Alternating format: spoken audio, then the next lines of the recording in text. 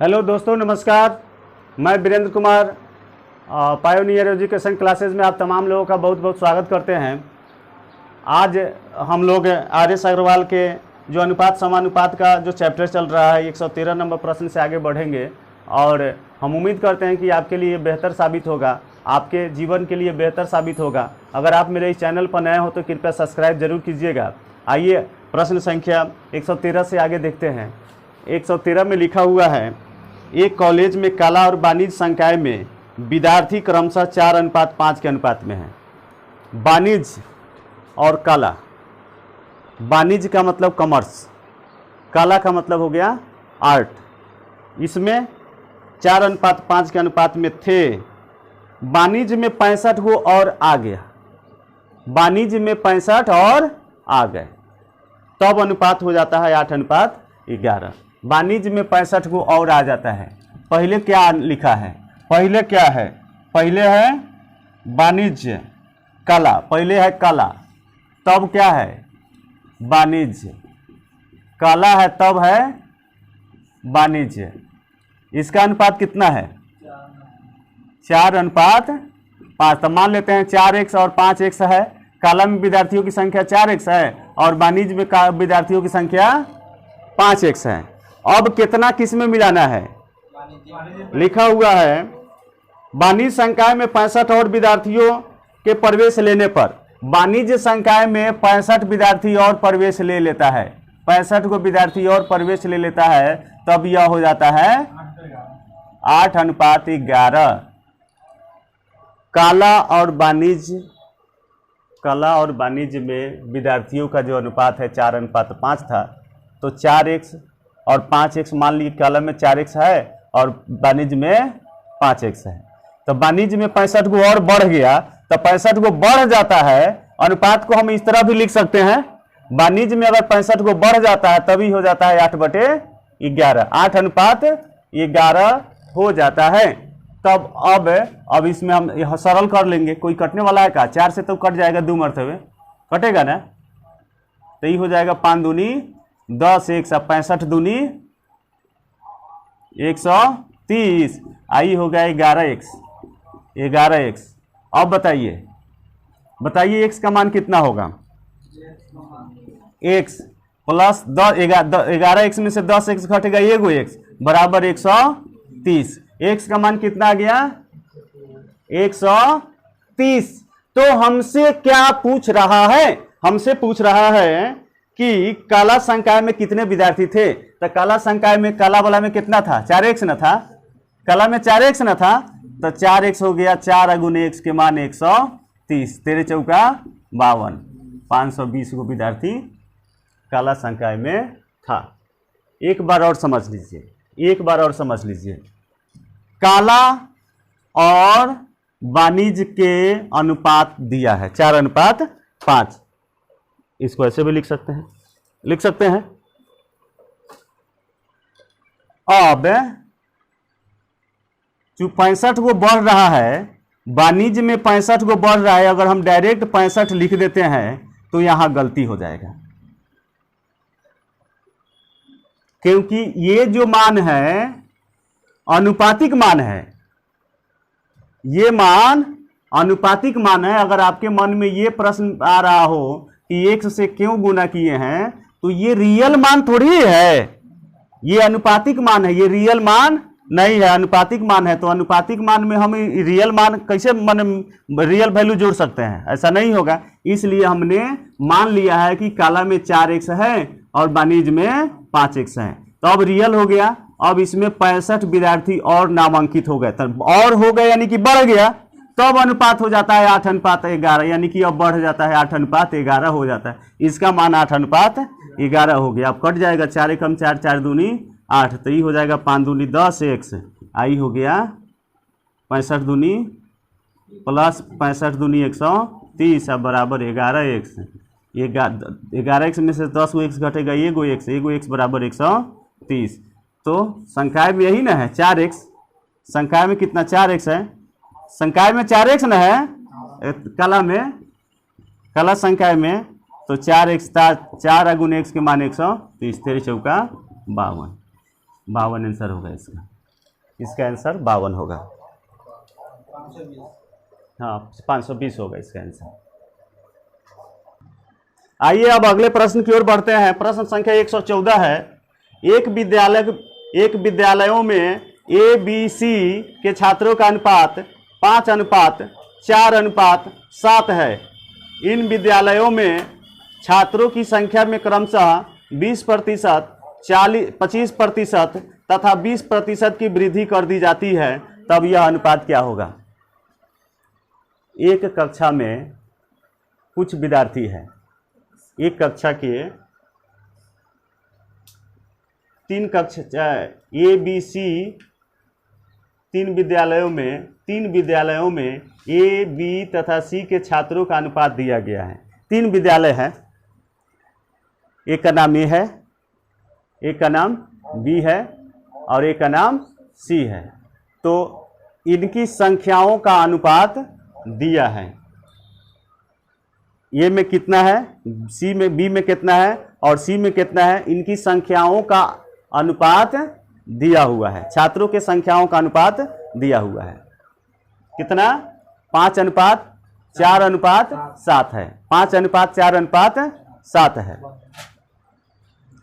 तो अब वृद्धि कर दिया जाता है क्रमशः 20%, 25% और 20%। तो इसको समझने से पहले इसको हम लोग समझ लेते हैं। इसको समझने से पहले इसको समझते हैं। हम समझाए थे कि 10 में अगर 10% का वृद्धि कर रहे हैं, 10 में 10% का वृद्धि कर रहे हैं, 10 में 10% का वृद्धि कर रहे हैं, तो 10 का 10% निकालेंगे ना। 0 से 0 कट गया, 0 से 0 कट गया, 10 1 11 ऐसे कर ले तो, या फिर 10 का 10% यानी कि 110 निकाल लें तो बात एक ही हो गया। बात एक ही हो गया है कि नहीं? अगर हम 5 का 20% निकालते हैं, 5 का 20% कितना होगा? 5 में 20% की वृद्धि हो गई। 5 में 20% की वृद्धि हो गई। तो 5 का 20%, 20 बचे 100, 5 एकम 5, तो 5 1 5 आई जोड़ 1 कितना हो गया? 6। चाहे सीधे 5 का 20% का मतलब हो गया 120%। वृद्धि होगा तो 120, घटता तो 80।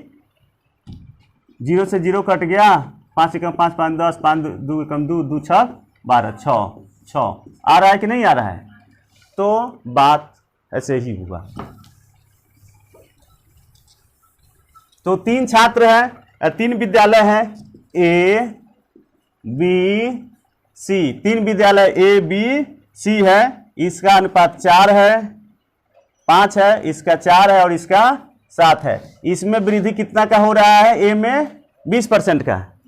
ए में कितना का वृद्धि हो रहा है? तो ए गुने 20% वृद्धि हो रहा है, तो 120% की ना अनुपात। इसमें 4 का कितना परसेंट वृद्धि हो रहा है? तो 4 गुने 125/125% की नहीं।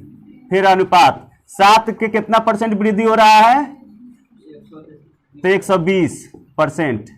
परसेंट अगर बाटा में 100 लिखते तो 100 से 100 कट गया, यानी कि परसेंट से परसेंट खत्म। तो अब कटा दीजिए, कोई कटने वाला है क्या? 5 से तो कट जाएगा, 5 से कट गया, 25 बचे 125 है, 5 दूनी 10, 5 चौका 20। अभी भी कटने वाला है क्या? 5 से ही कट जाएगा, ये नहीं कटेगा। 2 से ही कट जाएगा, ये कट जाएगा, ये कट जाएगा। 2 से कट जाएगा, 2 छक 12 एगो 0, 2 दूनी 4, फिर 2 से ही 12। अब गुना कर दो, 60 अनुपात 25 दूनी 50 अनुपात 12 सते 84। अभी भी 2 से कटेगा, अभी भी 2 से कटेगा। 30 दूनी 60, 25 दूनी 50 और 42 दूनी। अब कटेगा?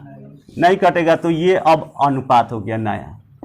जब वृद्धि हुआ तो नया अनुपात तीनों विद्यालयों का ये हो गया। ए बी सी तीनों विद्यालयों में छात्रों का नया अनुपात ये हो गया।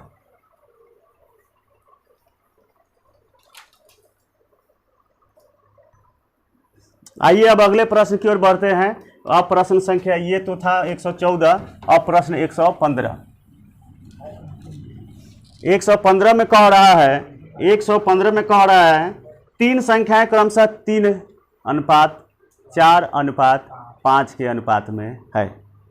तीन संख्याएं 3:4:5 के अनुपात में है। पहली तथा तीसरी संख्या का योग, तीन संख्याएं मान लेते हैं, वो संख्या ए है, बी है और सी है। ये 3:4:5 के अनुपात में है। 3:4:5 के अनुपात में है। कह रहा है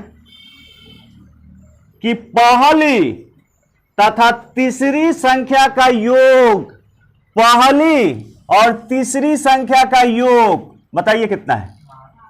पहली और तीसरी संख्या का योग दूसरी संख्या से 52 अधिक है।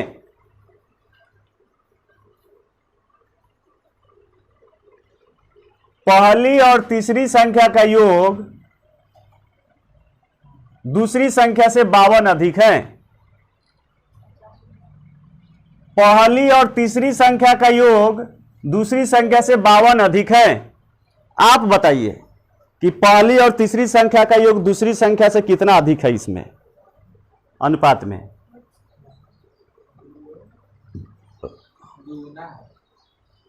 अधिक कितना है ये बताइए। 4 अधिक है। कुछ लोग समझे, कुछ लोग नहीं समझे। पहली संख्या और तीसरी संख्या का योग दूसरी संख्या से कितना अधिक है, तो पहली और तीसरी संख्या का योग 8 है, जो दूसरी संख्या से 4 ज्यादा है। 4 ज्यादा है कि नहीं? 4 ज्यादा है। आप प्रश्न में कितना कह रहा है? 52 ज्यादा है। तो यहां किसकी वैल्यू 52 होगी? 4 की। पहली संख्या और तीसरी संख्या का योग दूसरी संख्या से 52 अधिक है, यहां तो 4 ही अधिक है, यानी 4 की वैल्यू 52 है। कई गुना है? 13 गुना है। तो क्या पूछ रहा है? सबसे बड़ी संख्या क्या होगी? तो इसमें सबसे बड़ी संख्या कौन है? 5 है। तो 5 से 13 पचे 65। सबसे बड़ी संख्या 65 होगी। सबसे बड़ी संख्या 65 होगी।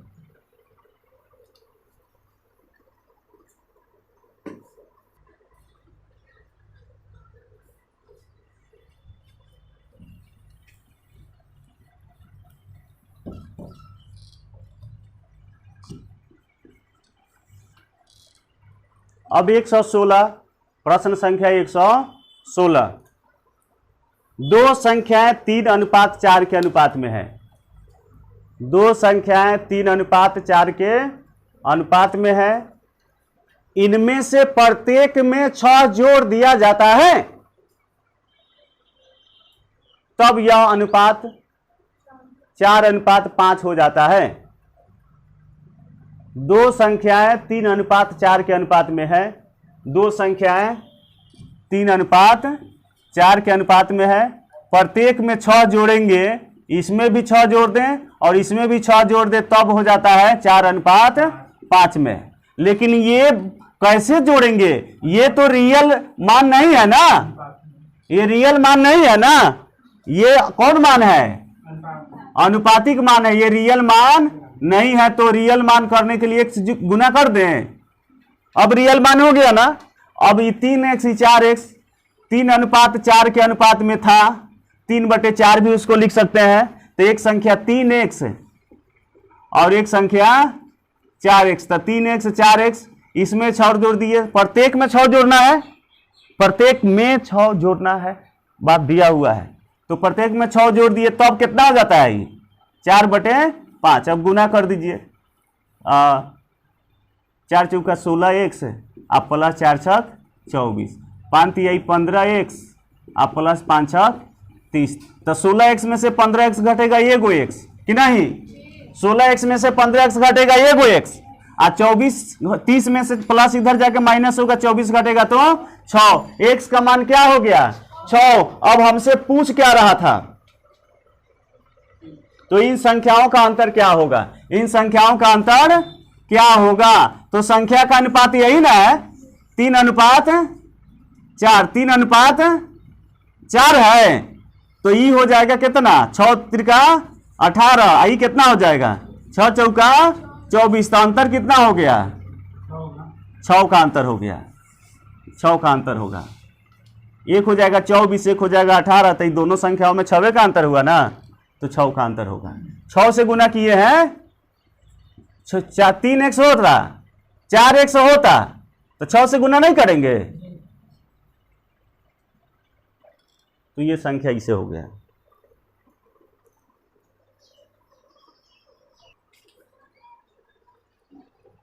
अब प्रश्न संख्या 117,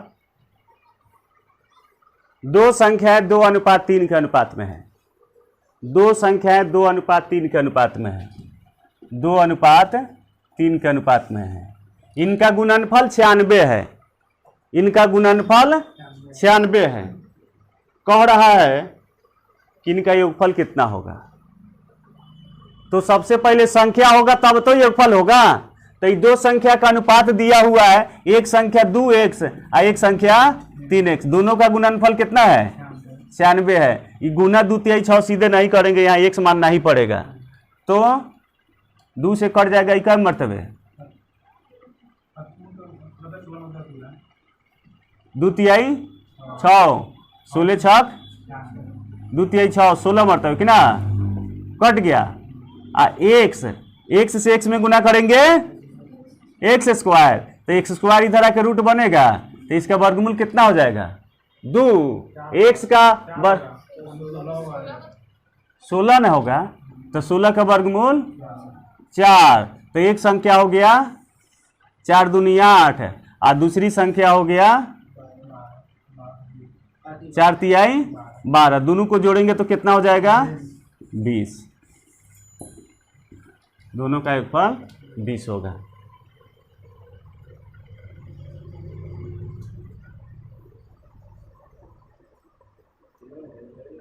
आइए अब देखते हैं प्रश्न संख्या 118।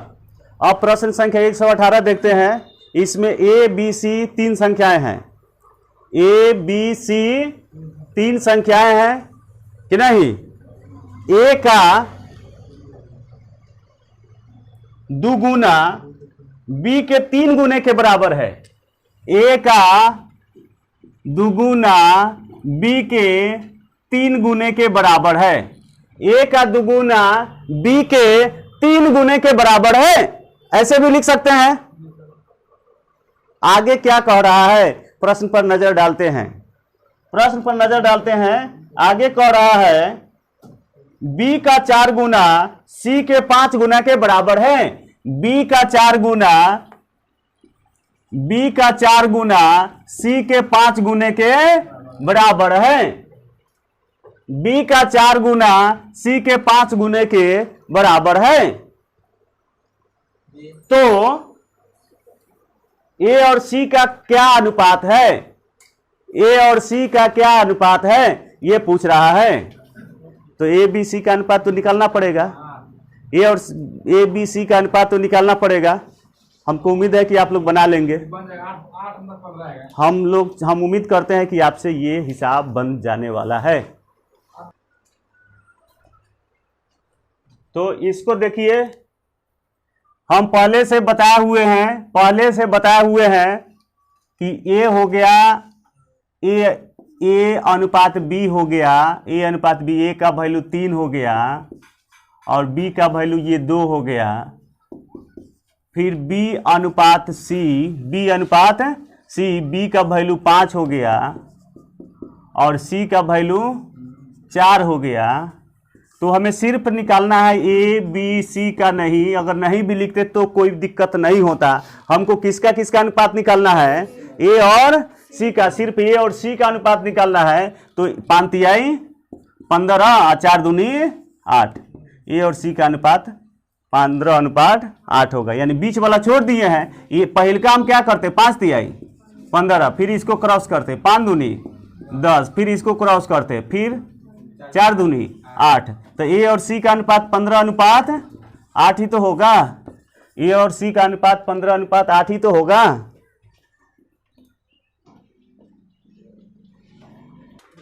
आइए अब देखते हैं प्रश्न संख्या 119। अब देखते हैं प्रश्न संख्या 119। प्रश्न संख्या 119 देखते हैं। प्रश्न संख्या 119 में कह रहा है तीन संख्याओं का अनुपात 5:6:7 के अनुपात में है। 5:6:7 के अनुपात में है। 5:6:7 के अनुपात में है। तीन संख्याओं का अनुपात 5:6:7 के अनुपात में है और इनका गुणनफल भी दिया हुआ है। गुणनफल भी दिया हुआ है। गुणनफल कितना दिया हुआ है? 5670। 5600। तो क्या कह रहा है? बड़ी संख्या इनमें से कौन सी है? तो ये तीनों संख्या का गुणनफल न है। ये तीनों संख्या का गुणनफल न है। तो कैसे बनाएंगे?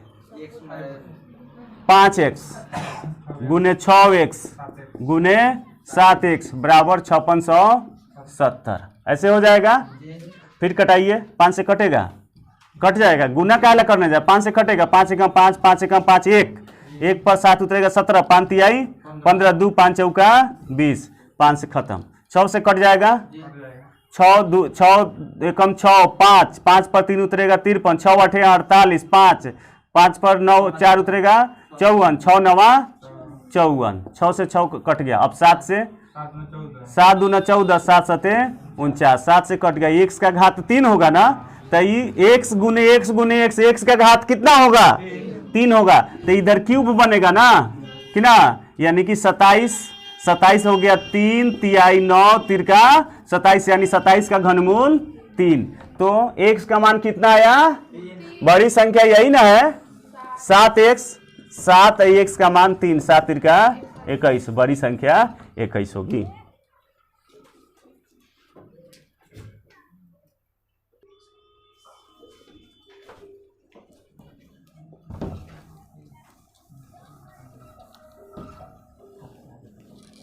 आइए अब देखते हैं प्रश्न संख्या 120।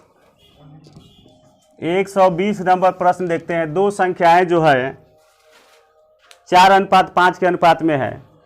एक में 20% की वृद्धि की जाती है, दूसरे में 20% की कमी की जाती है। तब नए संख्याओं का अनुपात क्या होगा? एक में 20% की वृद्धि कर दिया गया और दूसरा में 20% की कमी कर दिया गया। तो ये संख्याएं किस अनुपात में है? 4:5 के अनुपात में है। तो इसमें वृद्धि कर दिया जाता है, इसमें कमी कर दिया जाता है। पहिलका में वृद्धि कर दिया जाता है और अब बाद वाला में कमी कर दिया जाता है। तो 4 में वृद्धि किया गया तो कितना वृद्धि किया गया? 20%। तो ये हो जाएगा 120% कि नहीं, और ये 80। 20% की कमी की गई है, परसेंट से परसेंट खत्म। ई 0 से 0 खत्म। अब 4 दूनी 8 और 4 तिहाई 12, 2 एकम 2, 2 दूनी 4 हो जाएगा, 3 दूनी 6/5, यानी कि 6:5 आंसर।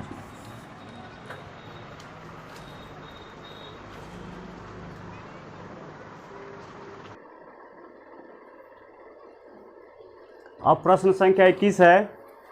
प्रश्न संख्या 21 है, तीन संख्याओं का अंतर, योगफल और गुणनफल। तीन संख्याओं का अंतर, योगफल और गुणनफल का जो अनुपात है 1:7:48 है, 24 है। तो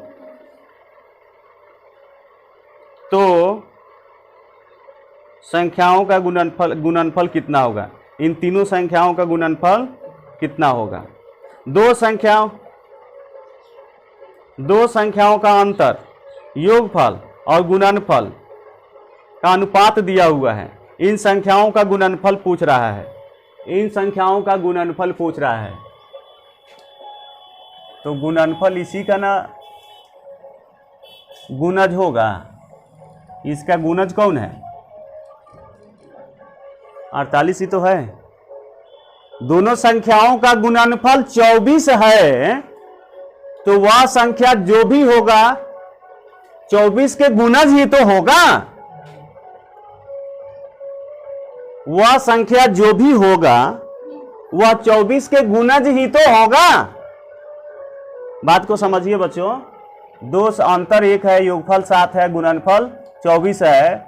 तो गुणनफल है तो उसका दोनों संख्या का गुणनफल पूछ रहा है, तो उन दोनों संख्याओं का गुणनफल, इसी का ना कोई गुणनफल गुणज होगा, तो इसका गुणज ये है तो नहीं होगा, ये है नहीं होगा, ये तो है तो ये होगा, ये है नहीं होगा, ये हो गया ऑप्शन से हो गया।